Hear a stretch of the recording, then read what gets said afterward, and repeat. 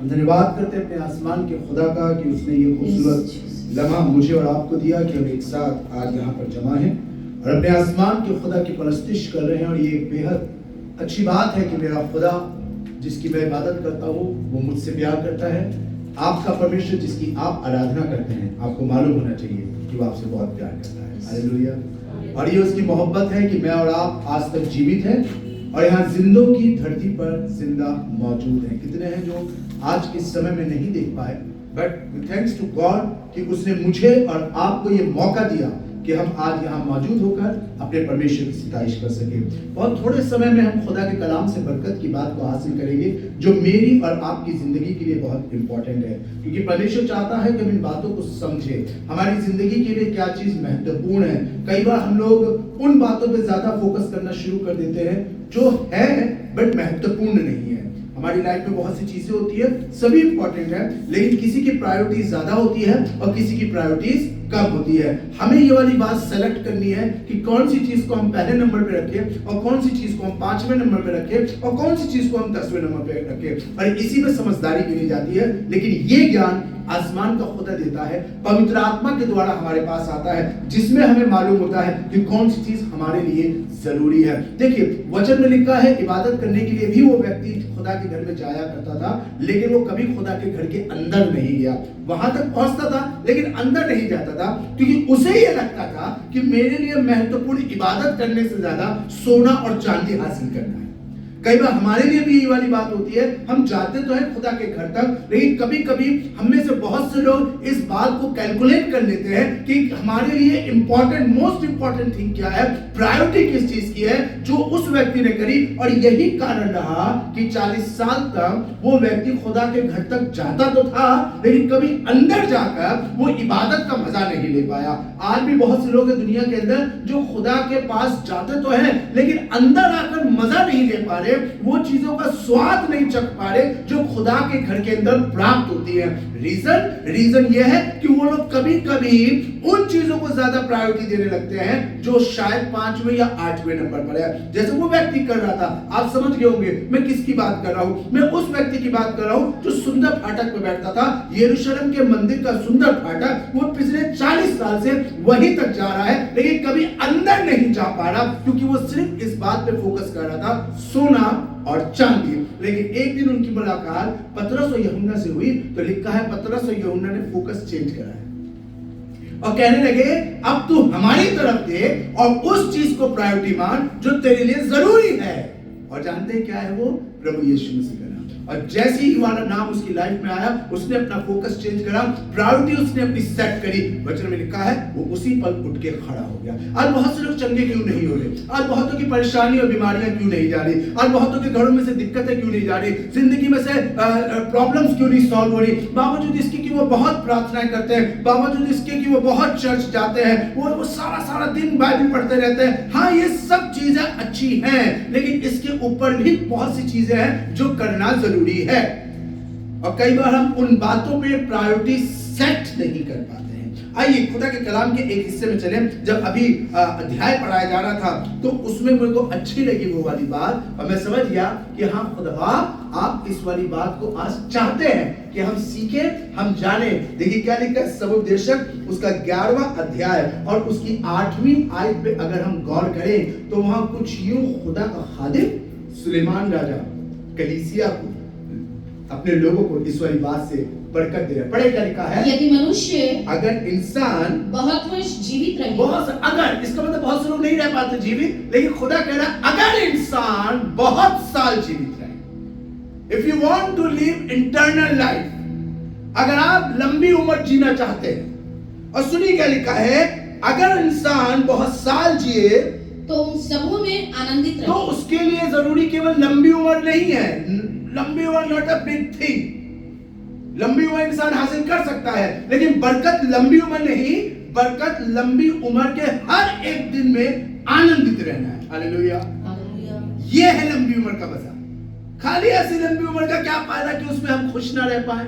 ऐसे रुपए का क्या फायदा जिसको आप मजा ना ले पाए, ऐसे मकान का क्या फायदा जिसके अंदर शांति और शादमानी ना हो, ऐसी गाड़ी का क्या मजा जिसके अंदर आनंद ना आए, ऐसा खाने का क्या मजा जिसमें आनंद ना आए, ऐसे कपड़ों का क्या मजा जिसमें आनंद ना आए। कपड़े तो बहुत से लोग पहनते हैं, गाड़ियों में तो बहुत से लोग घूमते हैं, 5 स्टार 7 स्टार होटल्स में तो बहुत से लोग खाना खाते हैं, सब चीजें होती हैं, बढ़िया जगहों पर भी जाते हैं, लेकिन मजा क्या है कि उसमें मजा ना आए। लंबी उम्र तो हासिल कर ले लेकिन उसमें मजा ना आए। तो खुदा की बरकत सिर्फ लंबी उम्र में नहीं है, बल्कि खुदा की बरकत उस लंबी उम्र के हर एक दिन, हर एक घंटे, हर एक मिनट, हर एक सेकंड, हर एक हफ्ता, हर एक महीना और हर एक साल में आनंदित होना है। हालेलुया। तो ये कैसे हासिल होगा? दिस इज द ब्लेसिंग, ये बरकत है। और बरकत कैसे मिलेगी हमें? जब मैं इस वाली बात को सोच रहा था तो यहाँ पे जब मैं पढ़ने लगा तो मुझे याद आया कि जिस व्यक्ति ने ये वाली बात लिखी है उसके पापा ने इस वाली बात को कंप्लीट करा था।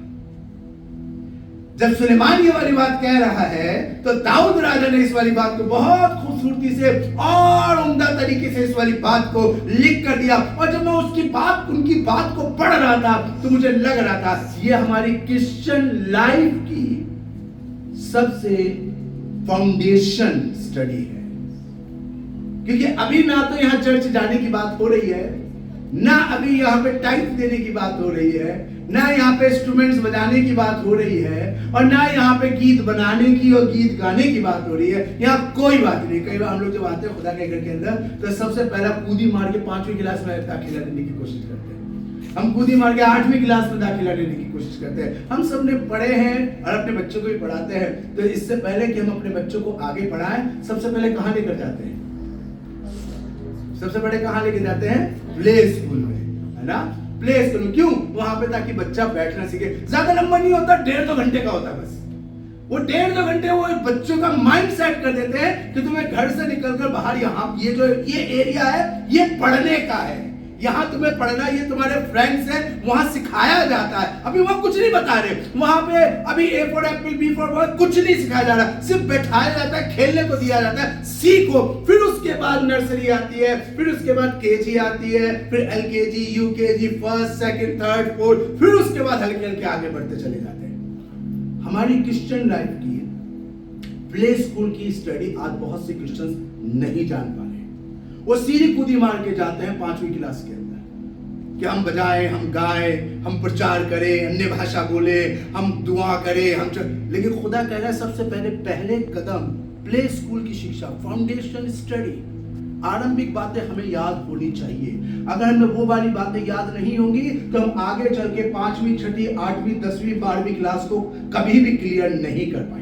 हमारे लिए इंपॉर्टेंट है, और वो कौन सी क्लास है, वो कौन सी है जो हमें आरंभिक शिक्षा मेरे और आपके लिए जरूरी है। निकालिए भजन संहिता 34, जहां खुदा का खादिम ये वाली बात कह रहा है तो उसकी बात को पूरा करते हुए उसके पापा ने भजन संहिता 34 के अंदर इस वाली बात बहुत मशहूर और मारूफ है, बहुत बरकत से भरी हुई है। 34 और उसकी 12वीं आयत पढ़ी, क्या लिखा? जी हाँ, वो कौन मनुष्य है, वो कौन इंसान है, लिखा है यदि मनुष्य बहुत लंबे समय तक जीवित रहे और आनंदित रहे। तो सुनिए सवाल, एक क्वेश्चन, खुदा का खादिम, खुदा के कलाम में क्वेश्चन कर रहा है, वो कौन मनुष्य है जो जीवन की इच्छा जो रखता, जीवन, हमें उम्र चाहिए, हमें जिंदगी चाहिए, और उर्दू में लिखा है जिंदगी का मुश्ताक,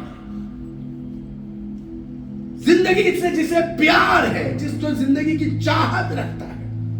हर कोई जिंदगी की चाहत रखता है, मुश्ताक है। छत के कोने में खड़े नहीं होंगे, नीचे देखे गिर ना जाए, मर जाएंगे। पानी के अंदर नहीं जाएंगे, गन मर जाएंगे। तेज गाड़ी मत चलाना, मर जाएंगे। बीमारी संभालो, दवाइयां खाओ।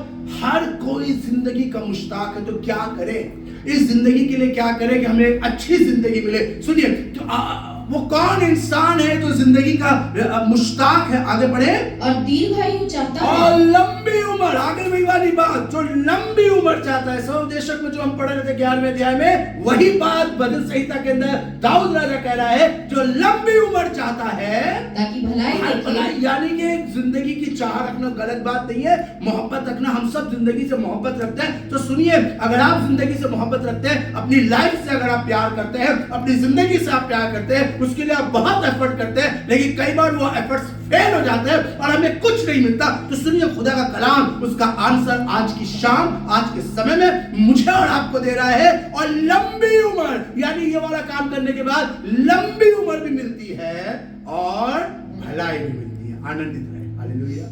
तो क्या करें? This is the question and what is the answer?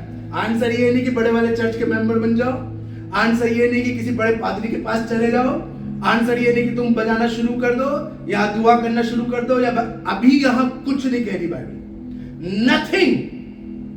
क्योंकि बाइबल यहां हमें प्ले स्कूल में लेकर जा रही है।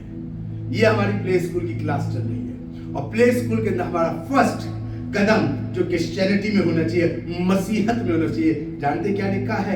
कौन है जो जिंदगी से प्यार करता है? If you love your life, अगर आप अपनी जिंदगी से प्यार करते हैं, अगर आप इच्छा रख रहे हैं कि मुझे लंबी जिंदगी मिले, मैं भी 80, 90, पूरे 100 जीऊं, 120 तक जीऊं, अगर आप चाहते हैं कि हर दिन, हर साल, हर क्षण मैं आनंदित रहूं, मजे करूं, लंबी उम्र के साथ मजे करना, अगर आप चाहते हैं कि ये आपके साथ हो, देन करे क्या? Blessing depend on condition. तो सुनिए, आंसर इसकी अगली लाइन में लिखा है। क्या लिखी? 13वीं आयत, अपनी जीभ को बुराई से रोक। बस, कुछ और करने की जरूरत नहीं है। Nothing else. कोई लंबी दुआ की बात नहीं कह रहे, 100 लोगों को बैप्टिज्म कराने की बात नहीं कह रहे, 10 चर्च एस्टेब्लिश करने की बात नहीं कह रहे, बदरुए निकालने की बात नहीं हो रही है, होल नाइट प्रेयर की बात नहीं हो रही है। इसका मतलब दुनिया में बहुत से लोग ये काम करते हैं, लेकिन अपनी जबान को कंट्रोल नहीं करते। Control your tongue. आज का मजमून, कंट्रोल योर टंग।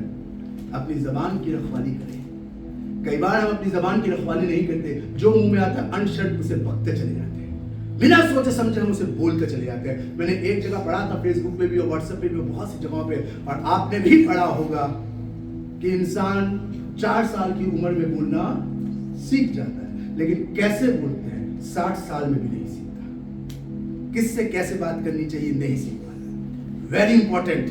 हमारी जबान बहुत जरूरी है। अगर हम इसका सही इस्तेमाल, इसी के बेटे ने नीति वचन 16वें अध्याय के अंदर इस वाली बात को लिख कर दिया है कि जबान के वश में जिंदगी और मौत दोनों।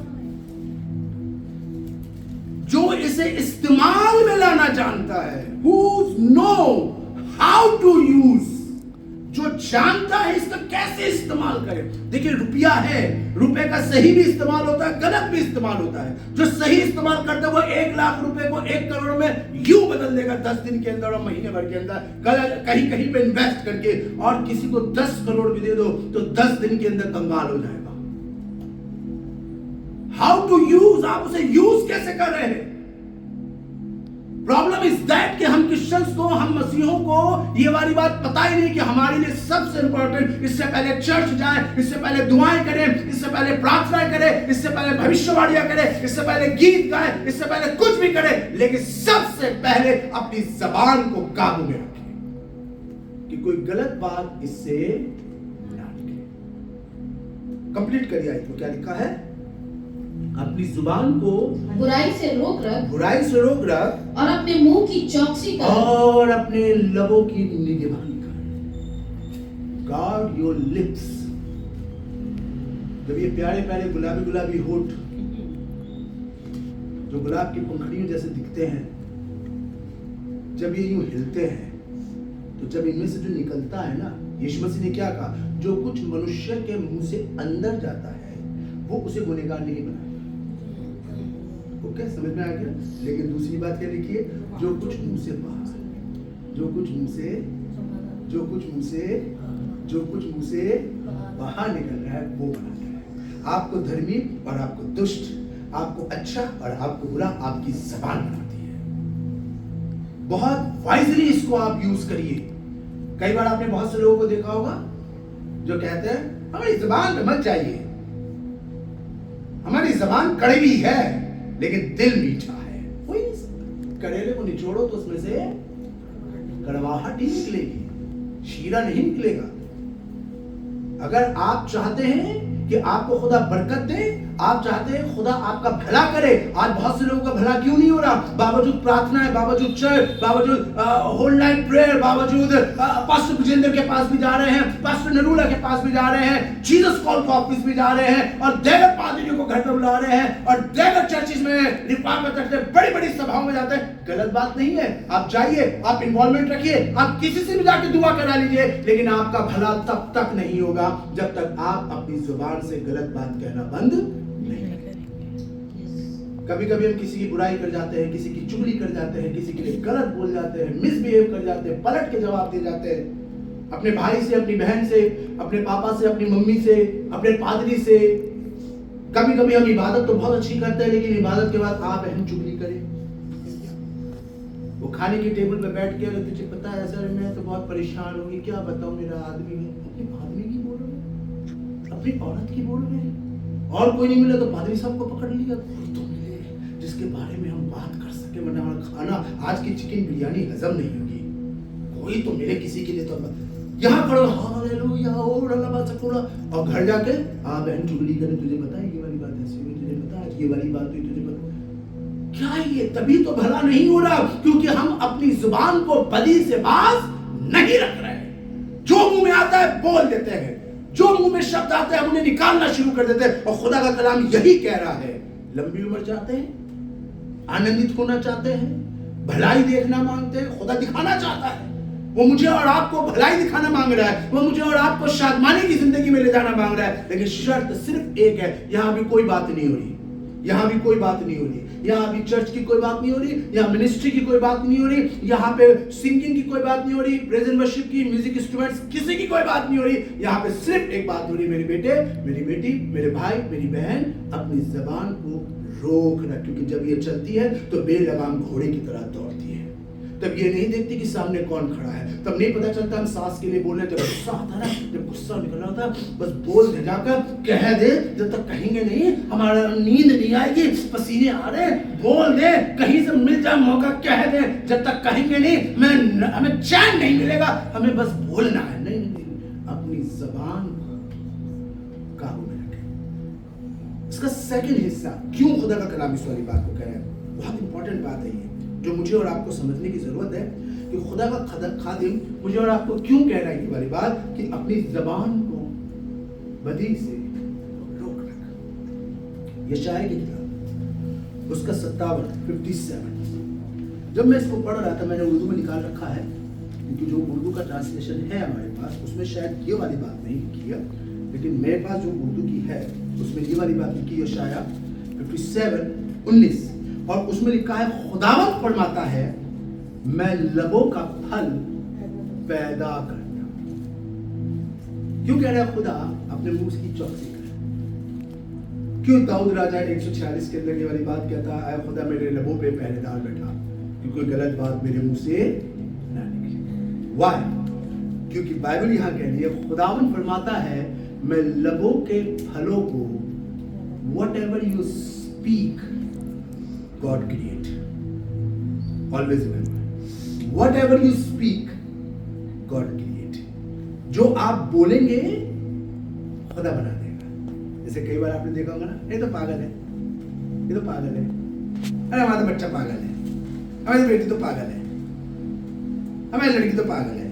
फिर बाद में दुआ कराने तो पाया जाता, देखो लड़का पागल हो गया। तो हुआ इसलिए तुम बोलते क्या हो? अपने जबान की रखवाली करो, क्या बोल रहे हो, जो आप बोल रहे हो वही होगा। मैं कितनी बीवियों को देखता हूँ जो खूब अच्छी इबादत करते हैं, लेकिन अपने आदमी को निखट्टूस निकम्मा, और उनका आदमी हो ही जाता निखट्टूस। कितने आदमी ऐसे हैं जो खूब अच्छी दुआ बंदगी करते हैं, लेकिन अपनी बीवी को बेकार बेकार बेकार बेकार, वो फिर हो ही जाती है लत्थड़ बेकार। Whatever you speak, whatever you say, God create. आपके हर एक शब्द को खुदा बनाने की सामर्थ रखता है। It's very important, आप क्या बोल रहे हैं। आपको मालूम है मरकुस की किताब उसके 5वें अध्याय में एक स्त्री के बारे में हम पढ़ते आ रहे हैं, बचपन से पढ़ते आ रहे हैं, सालों साल से पढ़ते आ रहे हैं, कि उसके विषय में लिखा है कि उसने यीशु के दामन को छुआ और चंगी हो गई, और 12 साल का लहू बहना बंद हो गया। How is it possible? यीशु मसीह ने कहा मुझ में सामर्थ निकली है, पतरस ने तुरंत चेक करा। पतरस ने कहा, प्रभु ऐसे कैसे हो सकता है? हजारों की भीड़ है और सैकड़ों तुझे छू रहे हैं, लेकिन एक ही के लिए सामर्थ निकली है। चंगे तो शायद और भी बहुत हुए होंगे, जहां एक के लिए चंगाई तो शायद और भी होंगे, लेकिन एक स्पेसिफाई सिर्फ एक लेडी के लिए करा कि मेरी सामर्थ उसके लिए निकली आज। चंगे चाहे बहुत हो या ना हो मुझे नहीं पता, लेकिन एक के लिए मेरे अंदर से सामर्थ कुव्वत निकली है। यानी आज जिस कुव्वत में, आज जिस अनॉइंटिंग के साथ में आया था यहाँ पे, वो अनॉइंटिंग एक व्यक्ति के लिए है, और आज वो अनॉइंटिंग में उसको मेरे अंदर से रिलीज हुई है। ये कैसे मुमकिन होने पाया? स्त्री आई, कह रही मैं थी। जानते एक कैप्शन वहां पे लिखा हुआ है, क्योंकि वो कहती थी। दामन छूने से चंगाई नहीं मिली है, वो कहती थी। आप क्या कह रहे हैं? आप अपनी बीमारी में क्या बोल रहे हैं? आप अपनी परेशानियों में क्या बोल रहे हैं? अब तो कुछ होगा नहीं, सब खत्म हो जाएगा, डॉक्टर ने कह दिया तो मर जाएगा, तो टीबी हो जाएगी, और तो फेफड़े खत्म हो, तो किडनी खत्म हो जाएगी, किडनी निकाल। हम बोल रहे हैं, और खुदा यही चीज मुझे और आपको कह रहा है, व्हाट यू से, आप क्या कह रहे हैं। ये बहुत इंपॉर्टेंट है इस वाली बात को समझना कि हम बोल क्या रहे हैं, क्योंकि जो आप बोलेंगे खुदा वही करेगा। कई बार हम अपनी विपत्ति, अपनी परेशानियों में नेगेटिव बोलना शुरू कर देते हैं। अब सब खत्म, अब सब खत्म। अब नहीं, क्यों खत्म? आप विपत्ति में हैं, आप बोलिए खुदा ठीक करेगा, खुदा ठीक करेगा, खुदा ठीक करेगा। और इस दौरान जब आप बोलना शुरू करेंगे, यकीन मानिए आपकी बीमारियां, आपकी तकलीफें क्यों ठीक हो जाएंगी, क्योंकि खुदा कह रहा है, मैं तेरे लबों को, फलों को पैदा करता हूं। वट एवर यू से, जो आप बोल रहे हैं, जो आप कह रहे हैं, खुदा उसको बनाता है। तो सुनिए अगली लाइन में क्या लिखा है, सलामती सलामती। तो क्या बोलने की जरूरत है? क्या बोलने की जरूरत है? जोर से बोलिए, क्या बोलने की जरूरत है? क्या बोलने की जरूरत है? विपत्ति में क्या बोले? बीमारी में क्या बोले? समस्याओं में क्या बोले? आईसीयू में क्या बोले? वेंटिलेटर में क्या बोले? एक्सीडेंट में क्या बोले? गरीबी में क्या बोले? मोहताजी में क्या बोले? सलामती। जब झगड़े हो रहे हो, सलामती। जब दुश्मन सामने खड़ा हो, सलामती। प्रॉब्लम तो यही है, शैतान हमसे कुछ और बुलवाता है। इसलिए खुदा कह रहा है जो लंबी उम्र दे। अभी यहाँ बाइबल की बात नहीं हो रही है, अभी यहाँ कलाम की बात नहीं हो रही है, अभी यहाँ पे गवाहियों की या यहाँ प्रेजेंट वर्शिप किसी की बात नहीं हो रही, यहाँ पे सिर्फ बात इसकी हो रही है, अगर आप लंबी उम्र चाहते हैं तो अपनी जबान को कंट्रोल में रखें कि आप बोल क्या रहे हैं, और स्पेशली जब आप नेगेटिव सिचुएशंस के अंदर होते हैं तब क्या बोलते हैं। सलामती सलामती उसको जो दूर है, यानी जो यहाँ नहीं है। कई बार जो हमारे यहाँ, अरे बहन दीदी धरना बैठे हुए, बोलो जो बोलना उनके लिए। अरे भैया धरना बैठे हुए, आप बोलो जो बोला, कोई नहीं है यहाँ पे, हम अकेले बैठे हुए, बोलो जिनके लिए। नहीं नहीं नहीं, जो हमारे साथ प्रेजेंटली मौजूद नहीं है उसके लिए भी अच्छी बात बोलिए। कोई उसके लिए, कोई किसी के लिए गलत बात बोले, स्टॉप, यहाँ पे उनकी बात। सलामती उसको जो दूर है, और उसको जो आपके साथ बैठा उससे भी अच्छी बात करिए। कई बार हम दुआ बहुत अच्छी करते हो, प्रार्थना बहुत अच्छी करते हैं, लेकिन जो हमारे बगल में बैठा हो तो उससे बात नहीं कर रहे, मुंह बड़ा अपनी बात कर रहे, ना उससे बात नहीं करेंगे, ना हम उससे नहीं मिलेंगे, ना ना ना उससे नहीं मिलेंगे, बिल्कुल नहीं। जो पास बैठा है उससे बात ही नहीं कर रहे, चर्च आ रहे उससे हाथ ही नहीं मिला रहे, उसके साथ खाना ही नहीं खा रहे, उसको प्रेज लॉर्ड ही नहीं कर रहे। हाँ, ऐसे को प्रेज लॉर्ड क्यों नहीं करते? करो, मिलो, क्योंकि जब तक तुम अपने मुंह से सलामती की बात नहीं करोगे तो सुनिए आगे क्या लिखा हुआ है, और मैं ही उसे सेहत बख्शूंगा। किसको? जो अपने मुंह से सलामती की बातें बोलता है। हालेलुया। अब समझ में आ रहा है बहुतों को सेहतमंदी क्यों नहीं मिल रही? दुआएं तो बहुत कर रहे हैं, चर्च तो बहुत जा रहे हैं, प्रार्थना तो बहुत करते हैं, मोटा लिफाफा चर्च में डाल रहे हैं, पादरियों को घर में बुला रहे हैं, सारी आओ भगत कर रहे हैं, लेकिन सेहत नहीं बन रही है, लाइफ हेल्दी नहीं हो रही है, हमारा रिलेशन हेल्दी नहीं हो रहा, हमारी स्पिरिचुअलिटी हेल्दी नहीं हो रही। रीजन यही है क्योंकि हम अपने मुंह से सलामती की बात नहीं बोलते। जब भी हम अपना मुंह खोलते हैं तो गलत बात ही बोलते हैं, नेगेटिव बोलते हैं, चुगली की बात बोलते हैं, बुराई की बात बोलते हैं, नेगेटिव बात, किसी के नेगेटिव पोर्शन के बारे में ज्यादा डिस्कस करते हैं। नो, बाइबल क्या कह रही है? मैं तुम्हारे लबों को फलों का सिरजना। अगर तुम लंबी उम्र चाहते हो, तुम भलाई देखना चाहते हो, तुम सेहतमंदी देखना चाहते हो, वेरी इंपॉर्टेंट, अपने मुंह का सही इस्तेमाल करो। नीति वचन की किताब आखिर में एक आयत, नीति वचन की किताब और उसका 15वां अध्याय और उसकी 4थी आयत के अंदर देखिए खुदा का खादिम क्या कह रहा है। उर्दू में पढ़ी करेंगे नीति वचन 15वां अध्याय और उसकी 4थी आयत। कौन सी जबान? कौन सी जबान? कौन सी जबान? सेहत बख्श, यानी वो वाली जबान जो सेहत देती है, बख्श रही है, अच्छी बातें बोलती है। यानी ऐसी भी जबानें जो बीमार है। आज बहुतों की जबानें बीमार है। जब डॉक्टर के पास जाता है कहता है ना जबान दिखाओ, दबा के देखता है, उठा के देखता है ना। डॉक्टर देखता है ना जबान, पता चल जाता है, जबान से पता चल जाता है अंदर का हाल कैसा है। आपकी जुबान से पता चल जाता है अंदर का हाल कैसा है, आपके अंदर क्या है। बाहर से तो बहुत अच्छे हैं, बहुत बढ़िया, चाशनी से भरे हुए, लेकिन अंदर जब ढक्कन खुलता है तो अंदर करेला सड़ रहा है। बाइबल क्या लिखी है? कौन सी जबान? कौन सी जबान? तो आपकी जबान कैसी होनी चाहिए? सेहत। जो जबान सेहत बख्शती है, यानी अच्छी बातें बोलती है, बरकत की बात बोलती है, उन्नति की बात बोलती है। देखिए ना कभी कभी क्या होता है, हमें भी पता होता है जो सामने खड़े होकर गाना गा रहा है वो फ्लैट गाना गा रहा है, हमें मालूम होता है ये गाना फ्लैट कर गया, ये आउट ऑफ रिदम चला गया। लेकिन जब कोई आकर सुनता है भैया कैसा गाना गाया था, सेहतमंद जबान कैसी कहती है, बहुत बढ़िया बेटा, बहुत अच्छा, अगली बार आप प्रैक्टिस करके गाना। लेकिन जो बीमार जबान थे, अबे जब गाना आता है तो गाते क्यों?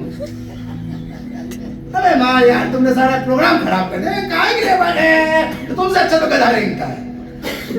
वो इंसान जो शायद किसी ने 1 महीने तैयारी करी होगी, वो इतना ज़्यादा डिस्करेज हो गया, अब उसने गाना ही बंद कर दिया। हो सकता है शायद आने वाले समय में बहुत अच्छा गा सकता था, प्रेजेंट वर्शिप करा सकता था, खुदा की महिमा। ये कौन सी जबान है? सेहत।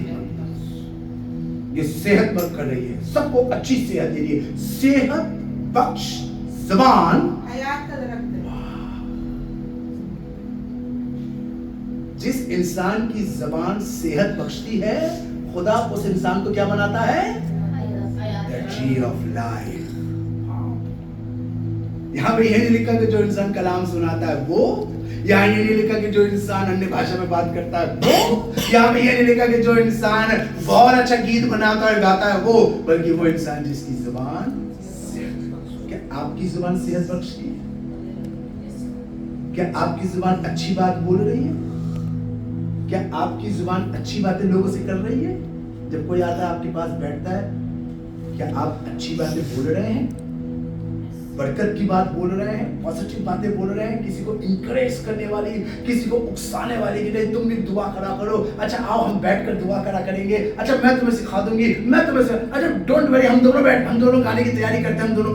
सेहत बख्श जिंदगी का दरख्त। खुदा आपको द ट्री ऑफ लाइफ बनाना मांगता है। ये हिजकिय्याह की किताब और प्रकाशित वाक्य के अंदर एक वृक्ष के बारे में लिखा है। ये वो वृक्ष है जो सिंहासन से जो नदी निकल रही है उसके ऊपर उठता है, इसकी जड़ें उस पानी में रहती है। वचन में लिखा है इसके अंदर 12 मासी फल लगे रहते हैं और हर तरीके का फल इसमें पाया जाता है। और यहाँ तक बात लिखी है कि इसके पत्तों से लोग चंगे हो जाएंगे। जब कोई मिलेगा आपसे वो ऑटोमेटिकली शिफा पा जाएगा। नो नीड किसी बहुत बड़े खुदा के खादिम के पास जाए, वो आपके पास आएगा, आपसे बैठ के बात करेगा। भाई राजू से बैठ के बात करने लगे वो चंगा हो जाएगा। भाई राजू कोई बहुत बड़े खुदा के खादिम नहीं है, not a pastor, not a profit, not a healer, लेकिन जब उनके साथ बैठेगा, अगर भाई राजू की जबान सेहत बख्शी वाली होगी तो ये जिसके साथ बात करेंगे, अगर फोन पे भी बात करोगे, उसके घर से दुष्ट आत्मा निकल जाएगी। जीवन का वृक्ष बनाएगा खुदा। बहन नीलिमा है, खुदा जीवन का वृक्ष ऐसा बना देगा कि जिसके घर में जाके काम करेंगी उनके घर से दरिद्रता निकल जाएगी। खुदा ऐसा जीवन का वृक्ष बनाएगा कि किसी के बर्तन अगर धो रही होंगे तो वो टीबी का मरीज होगा, इन्होंने बर्तन धो रही हैं और बर्तन धोते धोते खुदा ऐसी बरकत दे देगा कि जब वो अगला बंदा उस बर्तन में पानी पिएगा तो उसकी टीबी ठीक हो जाएगी। सेहतमंद जुबान। आपकी जुबान कैसी है? क्योंकि जो इसे इस्तेमाल में लाना जानता है। सिर्फ दुआ बंदगी की बात नहीं हो रही, सिर्फ अन्य भाषाओं की गीत गाना बजाना इनकी बातें नहीं हो रही है, लेकिन इस वक्त बात हो रही है फाउंडेशन की। हमारी फाउंडेशन, प्ले स्कूल, अपनी जबान का सही इस्तेमाल करिए। अगर आप इसको सही टेक्निक सीख गए, और सिखाएगा कौन? होली स्पिरिट। यूहन्ना 14 में क्या लिखा है? जब वो आएगा तो तुम्हें सारी बातें। अगर बहुत से लोगों को नहीं पता, हम समझ जाते हैं इसके बाद होली स्पिरिट नहीं है। गीत बहुत अच्छा गा रहे, बट होली स्पिरिट नहीं, क्योंकि जबान गंदी है। गीत अच्छा गाने से खुदा बरकत नहीं देगा, लेकिन जबान का अच्छा होना बहुत जरूरी है। कलाम अच्छा देने से खुदा बरकत नहीं देगा, लेकिन जबान का अच्छा होना जरूरी है। अन्य भाषाओं में बात करने से कोई मजा नहीं है। साहब पौलुस ने कहा है 1 कोरिन्थियों 13वें अध्याय में, चाहे मैं स्वर्गदूतों की बोलियां बोलूं, लेकिन ये मोहब्बत ना रखूं तो ठंडा। अब मोहब्बत नहीं, आपकी जुबान में मोहब्बत नहीं है। आप अन्य भाषाओं में बात कर रहे हैं, जब भी दुआ करते हैं एकदम पवित्र आत्मा चढ़ जाती है आपके ऊपर, और आप अन्य भाषा में बात करते हैं, लेकिन अपने पति से आप बदतमीजी से बात करते हैं, अपनी बीवी से आप बदतमीजी से बात करते हैं। एक जगह हम इबादत कर रहे थे, एक छोटा सा बच्चा खड़ा था, हम लोग जब वर्शिप कर रहे थे, खूब हम लोग वर्शिप करी, तो एक कपल सामने फ्रंट रो में खड़ा हुआ था, छोटा सा बच्चा था। कभी वो अपने पापा को यूं देख रहा, कभी वो अपनी मम्मी को यूं देख रहा, फिर अपने पापा को यूं देख रहा, फिर वो अपनी मम्मी को यूं देख रहा। काफी देर तक मैं वर्शिप कर रहा था, मैं देख रहा हूँ उसे, काफी देर तक देखता रहा। जब इबादत खत्म हो गई, मैंने उस बच्चे को बुलाया, मैंने बेटा इधर आ। हाँ भैया। मैंने कहा तो एक बात बता, जब आराधना कर रहे थे तब क्या था जो तो कभी पापा को देख रहा, कभी मम्मी को देख रहा? कह रहे मैं लग रहा था भैया ये मेरे वही मम्मी पापा है, क्योंकि यहाँ तो इतनी अच्छी बातें बोल रहे हैं, और घर में तो एक दूसरे को कान नाक काट लेते हैं, फाड़ देते हैं। पापा तो माँ बहन एक कर देते हैं मम्मी की, और मम्मी भी कम नहीं है। और यहाँ मुझे ऐसे लग रहा है कि शायद मम्मी पापा बदल गए। आप चर्च में बहुत अच्छे हैं, क्या घर में भी अच्छे हैं? क्रिश्चियन लाइफ सिर्फ चर्च की लाइफ नहीं है, क्रिश्चियन लाइफ आपकी पर्सनल लाइफ है। आप अपने दोस्तों के साथ, अपने फ्रेंड सर्कल में, आप अपने फैमिली में, अपने रिलेटिव्स के अंदर किस तरीके से बातें करते हैं, ये इंपॉर्टेंट है। ऑफिस में कैसे शब्दों का इस्तेमाल करें। कई बार मैंने बहुत से क्रिश्चियंस को देखा है कि वो बिना माँ बहन की गाली करे, उनका वाक्य में पूर्ण विराम नहीं लगता, फुल स्टॉप नहीं। क्या करें, अब आदत पड़ गई उनके। नहीं, उनकी आदत आप क्यों सीख रहे? आपकी आदत वो क्यों नहीं सीख रहे? आप उनकी आदत सीख गए कि वो माँ बहन की गाली दे के बात करते, तो आप भी देने लगे। आपने अपनी आदत उन्हें क्यों नहीं सिखाई? Very important. आप अपने फ्रेंड्स में, अपने रिलेटिव, अपने सर्कल, अपनी रिश्तेदारी, अपनी कॉलोनी के अंदर कैसे बात करते हैं, किससे क्या बोल रहे हैं, और यही निर्धारित करेगा कि आप लंबी उम्र जिएंगे या आप अपने आप से प्यार करते हैं कि नहीं करते। अगर आप अपने आप से प्यार करते हैं तो आपको अपनी जबान पे कंट्रोल करना पड़ेगा। God bless you. खुदा